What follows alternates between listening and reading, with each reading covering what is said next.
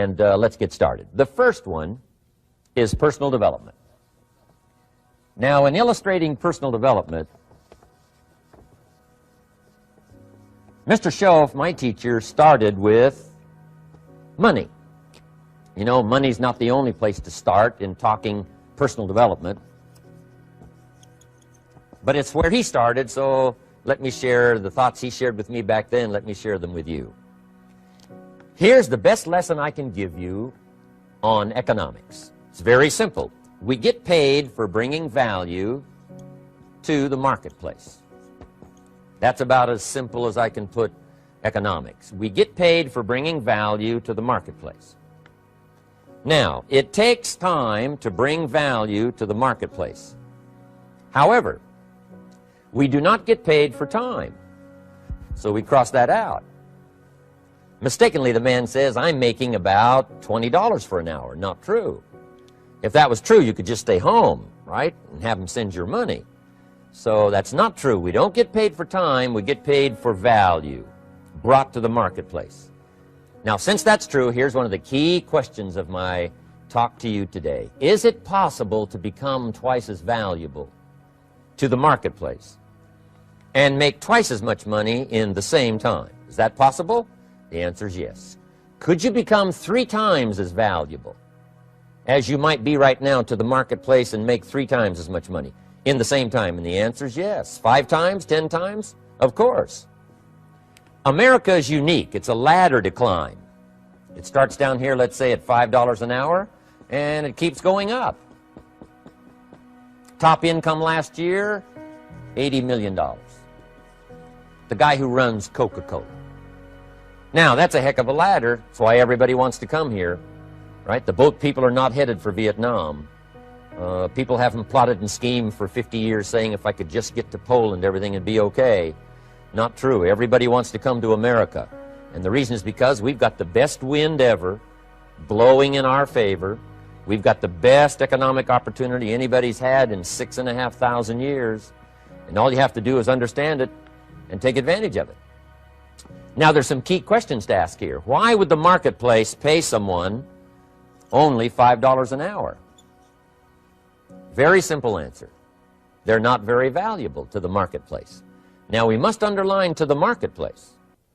This person might be a very valuable brother, yes. Member of the family, valuable, yes. Valuable member of the church, of course. Valuable citizen of the country, yes. Valuable in the sight of God, no doubt. We're all of equal value in the sight of God. But if you're not very valuable to the marketplace, you don't get much money. You say, well, it shouldn't be that way. Well, then you got to start your own country. You know, this one's been in process for 200 years, and this is the best we've been able to come up with so far. But here's the key. You don't have to stay here. Now, there was a big debate in Congress last year that this $5 was not enough, should be 6, should be 6, should be 6. But we don't need legislation. 6 is already on this ladder. The next step up. You know, if you work for McDonald's, they'll pay you $5 an hour to take out the trash. If you whistle while you take out the trash, they'll pay you $6 an hour. So we don't need that legislation. You just need to take lessons on how to whistle. Have a good attitude. Now, as you begin to climb this ladder, why would the marketplace pay some people $50 an hour? Answer, evidently, they must be more valuable to the marketplace. 10 times more valuable. And is that possible for someone to be 10 times more valuable and earn $50 an hour instead of 5? And the answer is yes. That's what America is all about. Now, why would the marketplace pay some people $500 an hour? Evidently, this person must be much more valuable to the marketplace.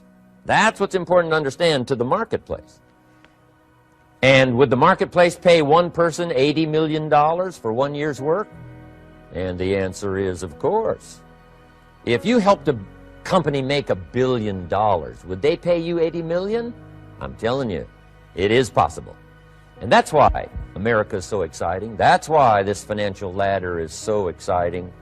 It's possible for all of this to come true for all of you, no matter where you start. As a student in school, just getting started out there in the workplace, This is all possible for you. Now, Mr. Schoaf gave me the clue on how to climb this ladder as high as I wanted to climb. Now, we're talking primarily economics here. There's a lot of other ways to become valuable to your family, valuable to your friends, valuable to the community, valuable to the team, right? Valuable to the team effort, valuable to the concert. But here's what he said to me. In climbing this ladder economically, all you have to do is work harder on yourself than you do on your job. Once I heard that, it made sense to me. I kept hoping that everything else would change around me, found out that if I went to work on myself, worked on my skills, worked on my language, if I became better than I was each year, if I grew in skills and language and vocabulary and competence, then I would become attractive to the marketplace.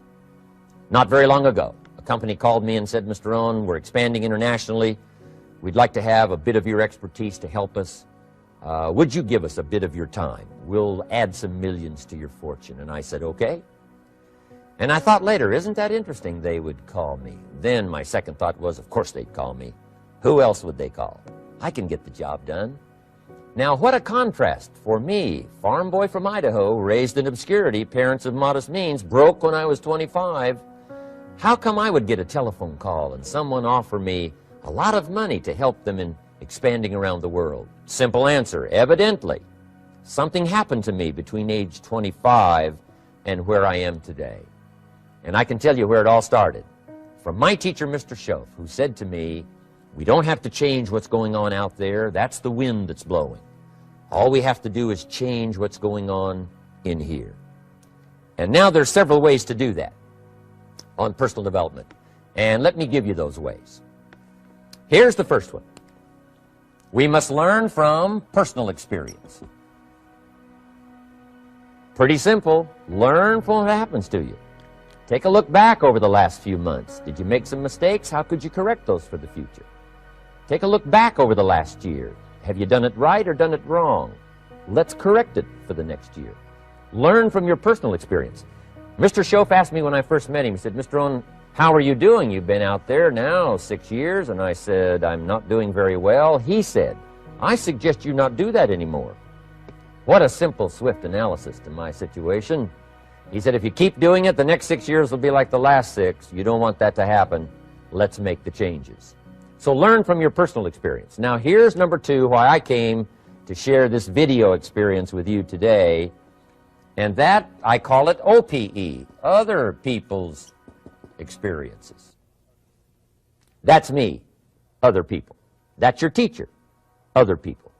That's your friends and colleagues, other people. The people you meet that can pass along to you their experiences, what's happened to them, the mistakes they made, how they corrected them, how they changed their health and changed their bank account and changed their income and changed their future. That's it, other people. Now there's 2 kinds of people to learn from. One is failures. It's too bad failures don't give seminars, right? That would be valuable. Bring your notebook, have them tell you how they lost it all and threw it all away, threw their health away and threw their friendships away and things didn't work out well. That would be valuable. But now then we must also learn from positive, people that have done well.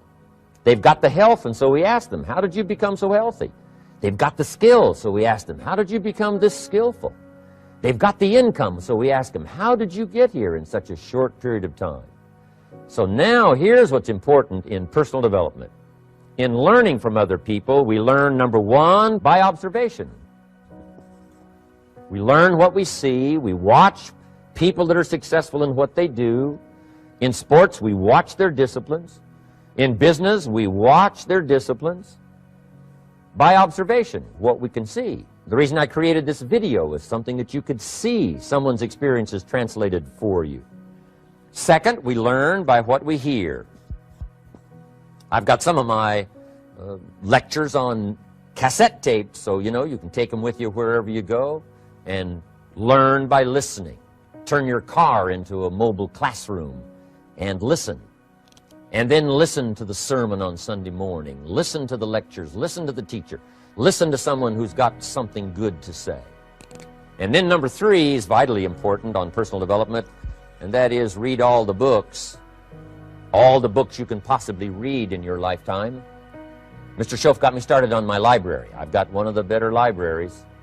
Haven't read everything in it, but I feel smarter just walking in it, my library. At least I was smart enough to buy it. Now I got to be smart enough to read it. And then, of course, I got to be smart enough to decide what's valuable and then do it. But this one is very important. Become a good reader. Some books that helped change my life. Mr. Schoaf recommended, of course, the Bible. And my parents made sure I was a pretty good scholar by the time I was 18. That's been so beneficial for me, drawing from those illustrations, reading about those stories, people who made it and people who didn't make it, and what the difference was. And then other books that helped to really change my life. One called Think and Grow Rich by Napoleon Hill. And then a book that helped me become financially independent by the time I was 31. And that book is called The Richest Man in Babylon by George Clason. And I'm going to share a little bit of that book with you when I get to financial independence today, our 3rd subject. But I started reading the books, attending the classes, making sure that I got in front of people that had something good to say. And then I started keeping a journal. One of the major things my teacher taught me was to keep a journal. He said, don't trust your memory. If you hear something good, just make a little note and write it down. Now, at first I took, notes on pieces of paper and torn off corners and backs of old envelopes. And it didn't serve me well, thrown in a drawer. Then I learned to keep a journal, a bound copy of all my notes. So I would suggest you do the same. Things that impress you, a poem that impresses you. When you attend a class, some of the ideas that impressed you, jot them down.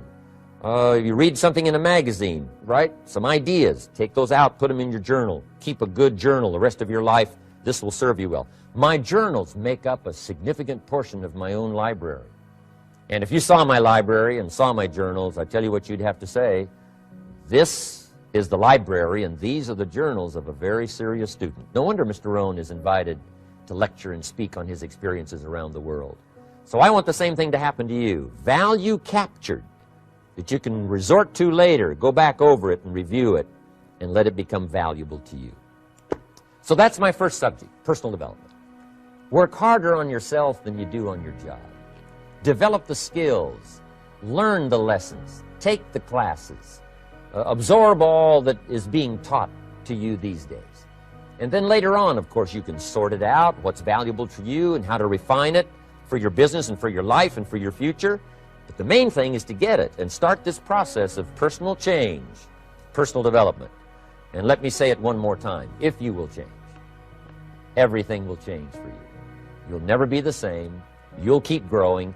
As you look back on a few months, look back on a few years, you won't believe the progress you can make. Economically, your relationship with your family, your friends, and whether you're in sports or economics or whatever, I'm telling you, that whole process of committing yourself for personal change, personal value, can really make your life unique and worthwhile. Now let's cover the 2nd subject, on setting goals. Mr. Schoaf gave me some tips on setting goals that changed my life forever. And I want to share those with you.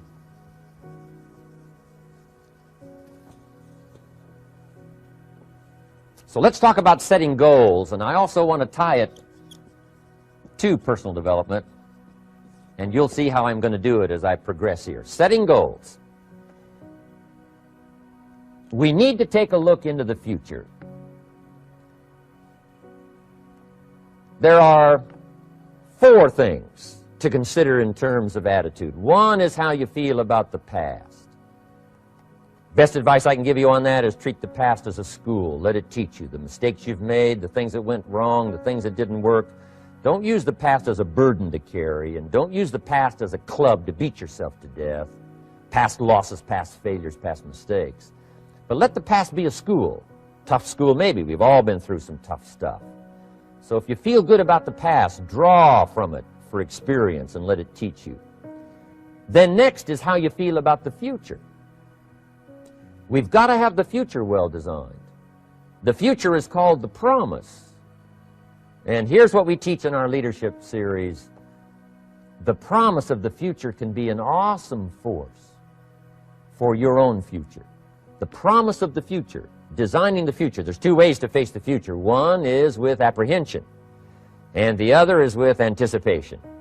I promise you, in my travels around the world, most people face the future with apprehension. And here's why. They don't have it well designed. They've sort of left that up to someone else to fix. But here's the best way to face the future, with anticipation. And you can face the future with anticipation if the future is clear, if the future is well designed.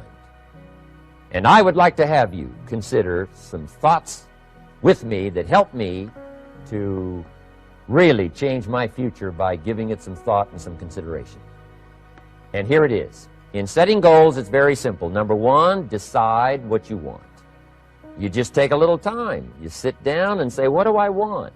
What kind of skills do I want? What kind of income do I want for the future? What would I like? Where would I like to go? Places I'd like to visit. Habits I'd like to acquire. Skills I'd like to have. You just take a little time to think about what you want. Economics, friendships, people you'd like to meet, places you'd like to go. You just take some time. And then I suggest, when you've thought about what you want for the future, make a list.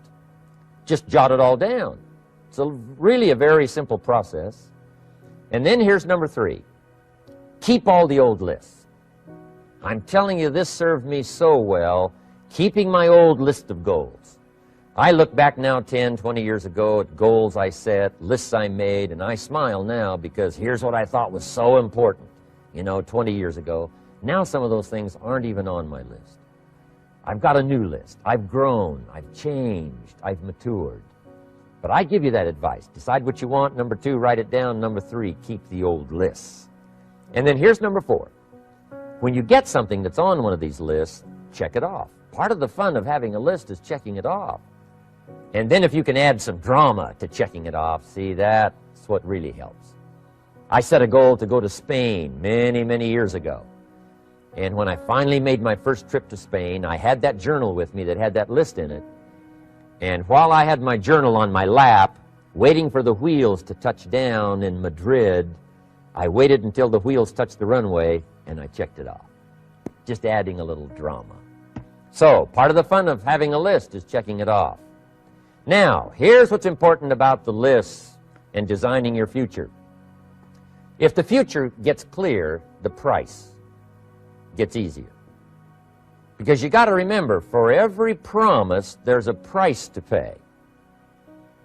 Everybody's got to pay the price. Everybody's got to do the deal. Everybody's got to do the disciplines. Everybody has to pay.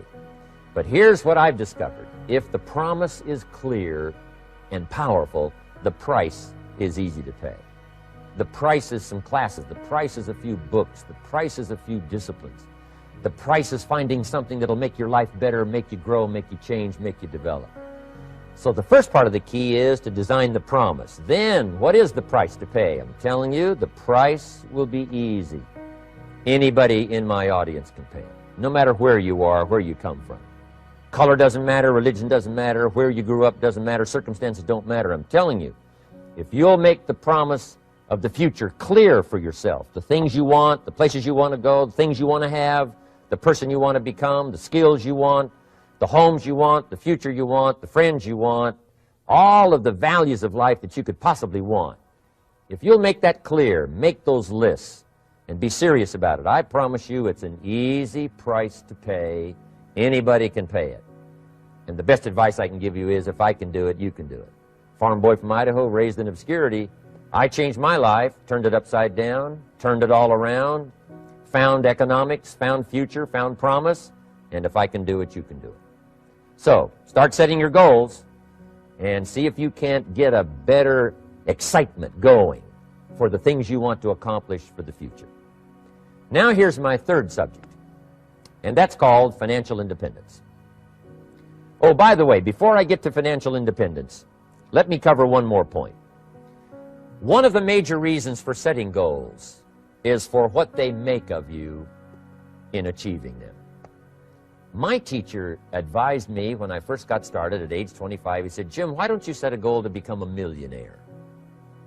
He said, it's got a nice ring to it. you know, enough zeros to impress your accountant. And he said, I'm here to help you. You're only 25 years old. You've been to 1 year of college. You've got a beautiful family, every reason to do it. Why don't you set a goal to become a millionaire? And he said, here's why. And I thought, he doesn't need to teach me why. Wouldn't it be nice to have $1 million?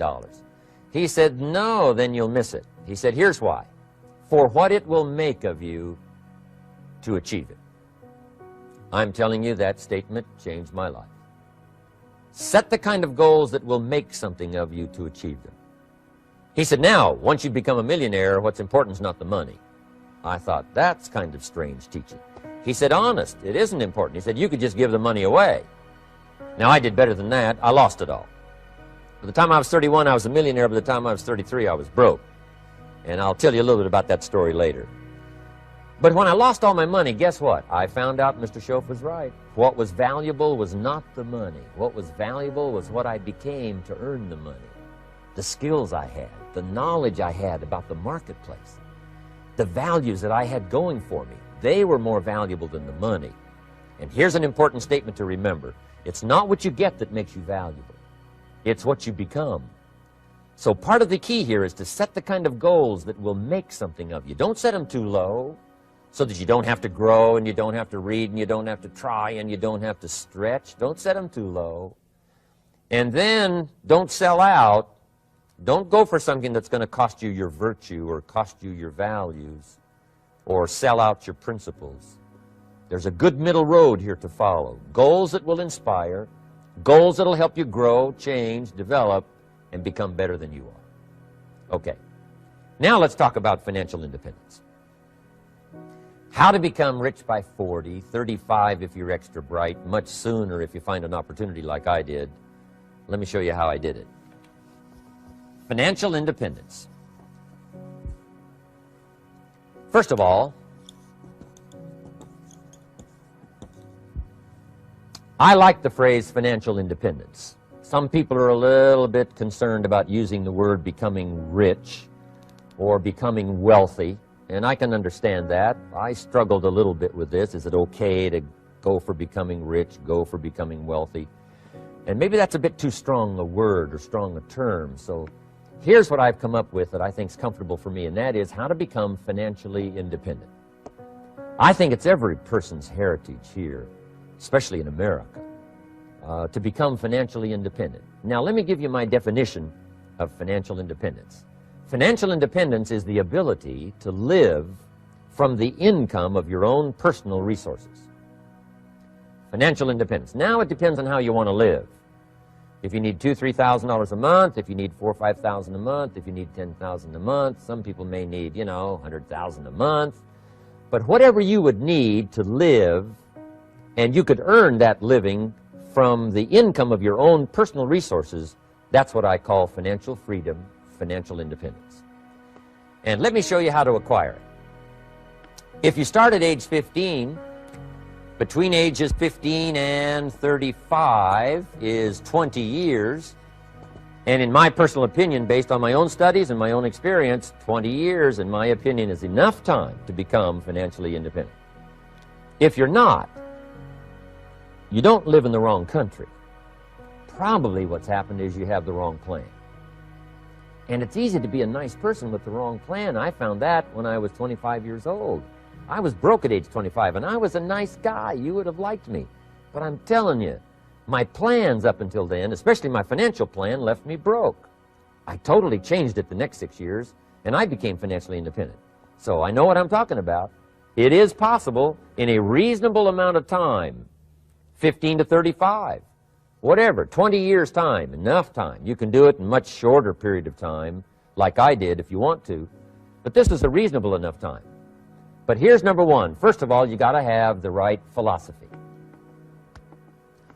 Philosophy is our ability to gather knowledge and sort through it and decide what's valuable. To develop a philosophy about life, a philosophy about our health, a philosophy about our family relationships, a philosophy about economics. And if you develop the right philosophy, that's what helps to set this sail. so that in 6 years it takes you where you want to go, instead of winding up like I did that first 6 years of my economics, broke, no money, empty bank account. The right philosophy. Now let me give you a couple of philosophies to consider. Here's the first one. It's called the philosophy of the poor. And here it is. Poor people usually spend their money and invest what's left. That's the philosophy of the poor. Now here's the philosophy of the rich. Rich people invest their money and spend what's left. And here's the startling answer. It really doesn't matter what the amount is. What's most important is not the amount. What's really important is the philosophy. So I would ask you to adopt this philosophy of spending after you have invested. Invest first, then spend. And I've got a little formula that I'm going to share with you. Now, what should a child do with $1? I mean, there's a lot of debate going on, I'm sure, across the country on what a child should do with $1. Here's one opinion. It's only a child and it's only $1. What difference does it make? Well, in my opinion, it makes all the difference in the world. A person's economic future starts with a child with $1. Somebody says, oh, no, you're only young once. Let him spend it all. Well, when would you hope that would stop? Somebody says, well, wait till he's 50 and broke like me, and, and then he'll learn. Well, no, we don't want to wait that long. If I would have known earlier than age 25, I would have changed. In high school, if they would have had classes called Wealth 1, Wealth 2, I'd have taken both classes. I would not have waited until age 25. So, the earlier the better. So, what should a child do with $1? Here's the simple premise to begin with. Don't spend it all. And if a child wants to spend the whole $1, you got to say, hey, don't spend it all. Don't spend it all. They'll say, why not? It's my $1. I earned it. You say, I know you earned it, but don't spend it all. They'll still say, why not? Say, let me show you why not. So you put them in your car, take them to the other side of town, and show them where people live that spend the whole $1. You just drive them around. Kids learn best by visual. Just drive around and say, would you like to live here? Kid says, no. Would you like to live like these people live? Kid says, no, no. Then you can't spend the whole $1. So, kids will get the message. So, take them to the other side of town, show them around, unless you already live there, and then just show them around. Anyway, don't spend the whole $1. Now, let me give you my best view of what to do with $1. And I promise you, if you started at age 15, now if you're over 15, right, you've still got plenty of time. You still got 20 years. If you're 30, you still got 20 years. I mean, you still got plenty of time to start what I'm about to share with you. What to do with $1. Here's my first bit of advice. Never spend more than 70 cents. Never spend more than 70 cents.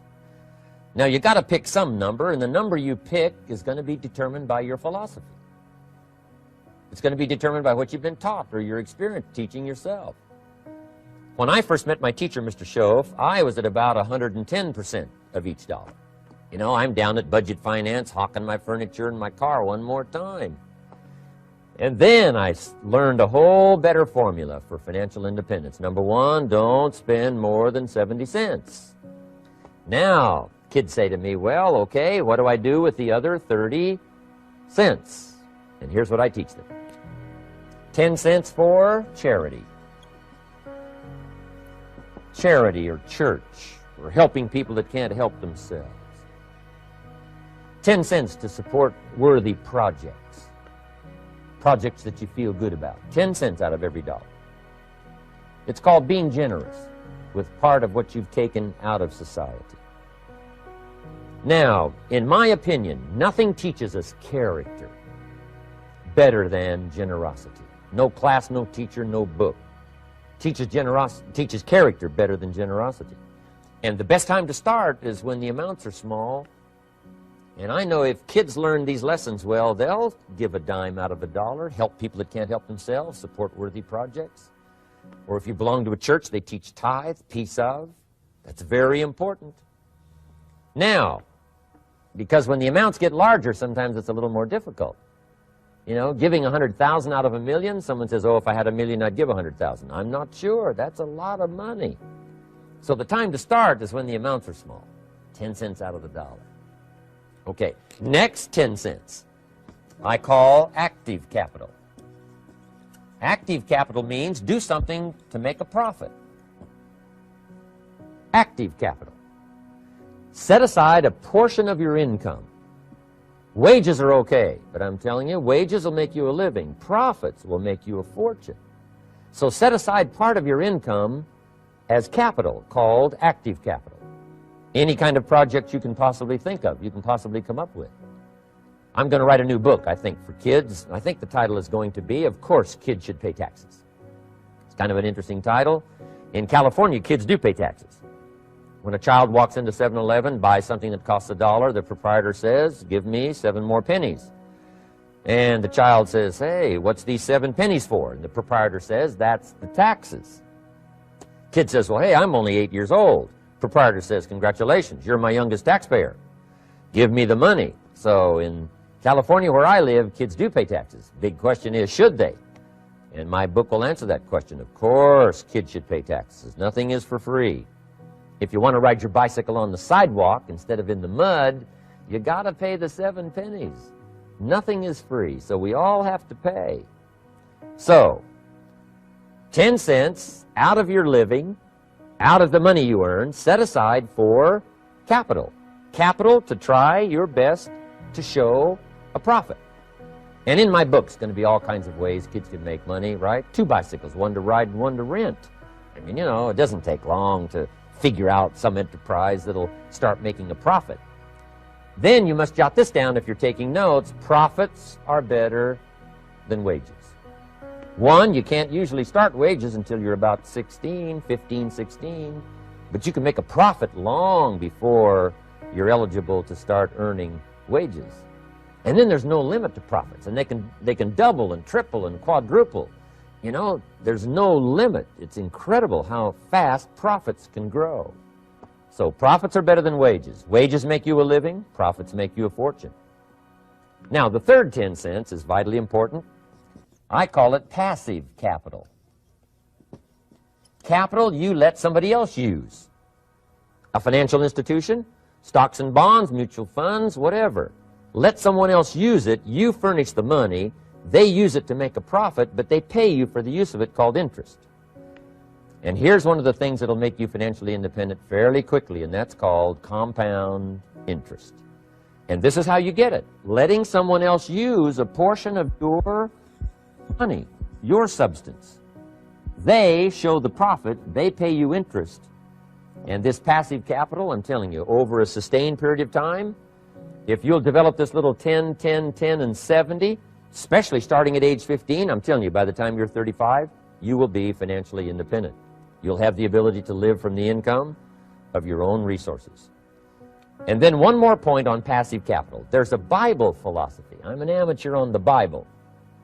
But there's a Bible philosophy that teaches the borrower is servant to the lender. And if you want to be in a powerful position as you grow older, finally when you become mature, maybe have your own business, things have worked out for you for the future, the position you always want to be in is the power position. And that's called the lender. The lender is the power position. So if kids learn early enough, and then you ask them what they'd like to be when they grow up, I'm telling you, once they understand, they'll say, well, one of the things I want to be is one of those lenders. That's the power position, not the spender. No, you'll be pitied the rest of your life if you just become a spender. You got to become a lender. And I think this is one formulas to follow. 10 cents out of every dollar. Let someone else use it. Be the lender, power position. Then try to show a profit. Can't we teach our children how to take $1, search the neighborhood, find a broken wagon, pay $1 for it, bring it home, you know, clean it up, sand it until it's clean, paint it red till it shines, straighten out the wheels till they're true, take it back to the neighborhood, sell it for $5? Anybody can do that. Now, does the child deserve $4 profit? And the answer is yes. Society now has a mended wagon. And that's what America's all about. Finding something, touching it, making it better, making a profit, taking part of your resources, helping people who can't help themselves. Let someone else use it to make a profit. Some projects require more capital than one person has. Exciting. and then let them pay you for the use of it? America's had this philosophy now all these years. Communism has taught all these years capital belongs in the hands of the state, not in the hands of the people. We've been teaching all these years capital belongs in the hands of the people, not in the hands of the state. And we turned out to be right. Capital in the hands of the kids, capital in the hands of the people. Enterprises that make a profit, enterprises that grow. It's the hope of our future. So that little simple formula, I hope, will help you. Now, one more key on financial independence, and that is attitude. Attitude. Here's number one. I used to say, I hate to pay my bills. My teacher straightened me out on that. He said, let's see, Mr. Rohn, what you hate to do is pay $100 on an account and reduce your liabilities and increase your assets. I said, well, no, not if you look at it that way. He said, well, it all depends on how you look at it. So wouldn't you love to pay your bills, reduce your liabilities, increase your assets? You got to have that kind of attitude. I found out the same attitude about taxes. I used to say, I hate to pay my taxes. And Mr. Shove said, well, that's one way to live. But don't you understand? Taxes is how we care and feed the goose that lays the golden eggs. Wouldn't you want to do your share? Someone says, yes, but the goose eats too much. Probably true. But hey, we all eat too much. We all need to go on a diet. Better a fat goose than no goose. So I finally became a happy taxpayer. Now, I think taxes are too high, so I'm working to get taxes lowered for our economic future. But then whatever they turn out to be, I gladly pay and do my part, because that's what makes the whole system run, each of us doing our part. Now, I want these three subjects to be valuable for you. I want them to have meaning for you. I want you someday to be financially independent. I want you to have the personal development so that you feel good about yourself. If I had a chance to meet you someday, I'd like to have you show me the list of goals that you got started and say, Mr. Rohn, here's some I've already checked off. Here's the books I'm reading. Here's what's happened. I'm developing the skills. I'm better this year than I was last year. I've got more self-confidence. My skills are developing. That's what I want for you, and that's why I took the time to come and share in this video message with you. I do seminars all around the world, but this is one way that I can reach out and touch you in case you can't come to my seminars, wherever I am. Maybe this video will reach you somewhere, and it'll have an impact on your life. And what I'd like to do is later hear about it, a letter, phone call, or to have a chance to meet you in person. And now I'd like to leave you with these 4 questions called questions to ponder. These questions were valuable for me, and I want to make them valuable for you. Here's the first one, why? We all ask why we should work this hard. Why take that many classes? Why go to school that many years? You know, why take the notes? Why read the books? Why work that hard? Why put yourself through the push-ups and the disciplines? Why? Good question, why? Best answer to why, I think, is the second question. Why not? Why not see how many books you can read, how many classes you can take, how many skills you can develop? Why not see how valuable you can become to the marketplace and to your friends and to your family? Why not see what you can make of yourself? Why not see how far you can go, how much you can see, how much you can earn, how much you can share? Why not? That's the heritage all of us have, in America especially, is to see what we can make out of our lives now that we've been given this extraordinary opportunity. Now, my third question I'd love to ask you in person. But since I can't do it in person, I want to ask it of all of you. But I want you to take it personally. And my third question is, why not you? Why not you? With good self-esteem. Why not you starting to change and setting goals? Why not you starting to make progress toward financial independence? If I can do it, you can do it. I wished I had a lot more testimonials here today besides mine. A whole steady stream that would come by and tell you their story. Someone who started with nothing, finally run a big enterprise. A mother who was on welfare, now she owns her own business. In addition to my story, I wish I had a lot more. And if all of them told their story, guess how they would probably wind up their story? They'd probably say, just like me, why not you? If we can read, you can read. If we can change, you can change. If we can figure it out, you can figure it out. If we can turn it around, you can turn it around. There isn't anything you can't accomplish. That's what those testimonials would say. And so I want to say it to you personally. Why not you? You've got the brains, you've got the stamina, you've got the vitality, you've got the interest, you've got your life ahead of you, you've got the future. You can do it. If anybody can do it, you can do it. If one of us can do it, hey, we all can do it. And now here's my last question. Why not now? This is a good time as the 20th century starts to wind down, a few more years as we get ready for century 21. What a good time to set your goals, work on yourself, work on your skills. What a good time to get it together. What a good time to start this process. Personal development, growing, changing, developing, having a good plan for your money and for your life and for your future. Why not now? And I hope I have a chance to see you one of these days and share with you the experience, the reaction, the response you might have had from my message today. And until I get a chance to see you on this side of the world or the other side of the world, in some school or some seminar, or maybe I'll come and speak for a company that you work for someday, I hope I get a chance to meet you. Until then, I wish you the best. I want all that I've gotten to be yours and much, much more. God bless. Goodbye. Instead of providing points to ponder, I'd like to reflect on Jim Rohn's topic. I admired him from the moment I heard his speeches, and I could listen to him all day. He is more than just a speaker. He is a storyteller. He not only opens my mind to all of his knowledge and teachings, but he also opens my heart, revealing to me that I needed to make changes. I often felt the guilt, the sadness, the regret. Today's speech really hits home for me because it touches on personal growth and the pursuit of financial success, emphasizing the importance of financial prosperity, focused on its acquisition, expansion, and preservation. As an entrepreneur, my primary focus revolves around adding value to the marketplace.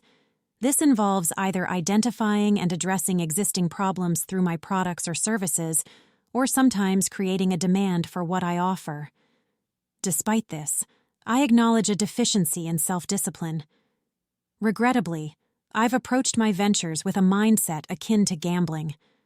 I rarely fall into the trap of analysis paralysis because as soon as I think of ways to make money, I jump right in.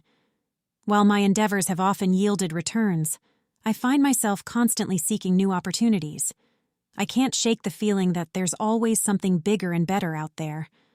Although these ventures sustain me, my ultimate aspiration remains achieving significant success, to be recognized as a self-made millionaire.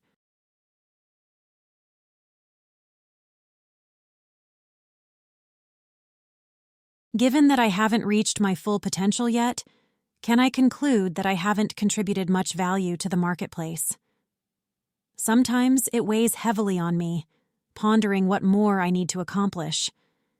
It's during these moments that I find myself searching for ways to achieve wealth and success. This quest led me to discover renowned motivational speakers and even prompted me to turn to the Bible for guidance.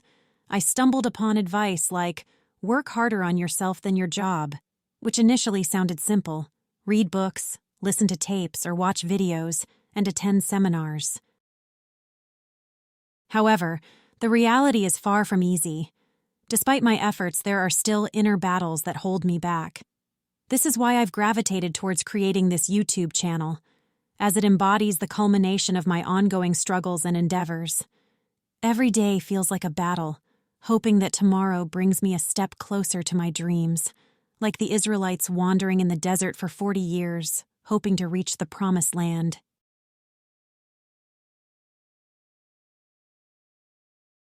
What about you? Did Jim Rohn's speech make you reflect on your own journey of personal growth? Did it bring about realizations like it did for me? There's still so much valuable discussion and learning to be had from his talk, but I understand if you might find my personal anecdotes tiresome. Here's to hoping you find the topics I've shared beneficial to your own personal and financial path. Thank you for listening. If you enjoy our content, please consider liking and subscribing to our YouTube channel. See you in the next video.